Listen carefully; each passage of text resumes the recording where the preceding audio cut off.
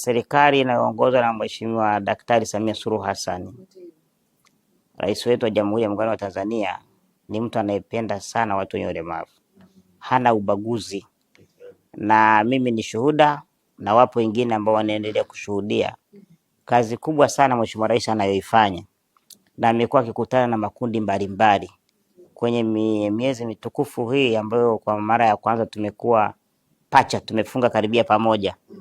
Tumeona jinsi gani anavyokusanya makundi yote ya watu wenye ulemavu, makundi yenye uhitaji maalum, wale wa mbali wanapelekewa kitu chochote, na hata sisi hapa tumeshuhudia hilo.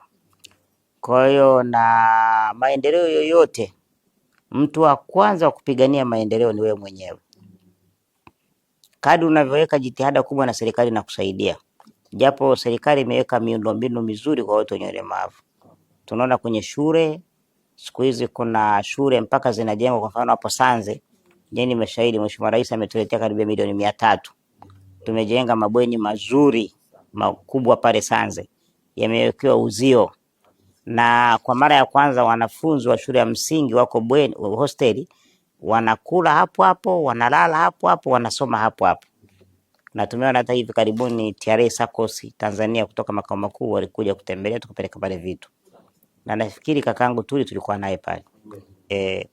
Kwa hiyo mama mchungaji pamoja na viongozi uliongozana nao, naomba niwahakikishie haya maazimisho yetu kutoka tarehe 11 hadi 13 Juni, serikali ya wilaya ya Kisarawe pamoja na halmashauri, watendaji wa kata wote, maafisa tarafa na madiwani, tutashiriki, tutakuwa nanyi bega kwa bega. Hayo ni maelekezo ya Mheshimiwa Rais, serikali kushirikiana na taasisi lakini na makundi mbalimbali maalum. Kwa muhimu wake, Mheshimiwa Rais akateua na kuunda wizara kwa ajili ya watu wenye makundi maalum.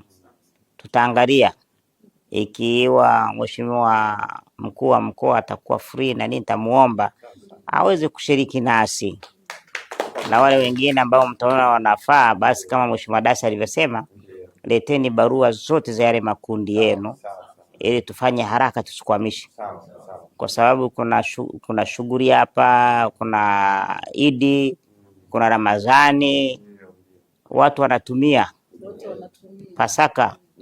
Kwa hiyo ili mtu akipata barua mapema, kama alikuwa anakula anapeana kura 10, atakula 5. Niwahakikishie tufanye maandalizi, muda wowote njooni ofisini, tushirikiane pale mnapoona mmekwama. Kazi yetu sisi ni kuona wananchi wote serikali inashirikiana nanyi na kuwasaidia lile ambalo linawezekana. Halmashauri watakuwa nanyi na sisi tutakuwa nanyi siku zote 3, Mungu akijalia.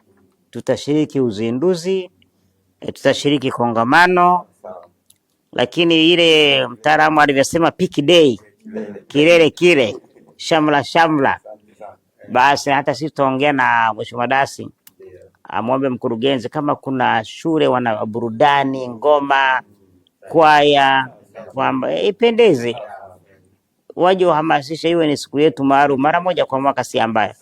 Tukasema hizo siku 3 tuziweke kwa ndugu zetu, haiyafiki tiketi chochote. Lakini pili, kupeleka ujumbe umuhimu wa siku ya International Albinism Awareness Day ni jambo ambalo nataka niwahakikishie mama mchungaji, na litamka hili kabisa kutoka kwenye kilele cha sakafu ya moyo wangu, tuko pamoja sana. Kwa hiyo mjisikie mko huru. Hata asubuhi mara nyingi, kwa mfano sasa hivi nikiweka kasimu nikisha kana wazo na kwa shida, asubuhi ile saa 1 saa 2 mnanipigia simu, bwana tuna 1 2 3 tupite au tuongee. Basi hata jioni vile mimi niko hadi saa 12 ofisini. Kwa hiyo muwe huru.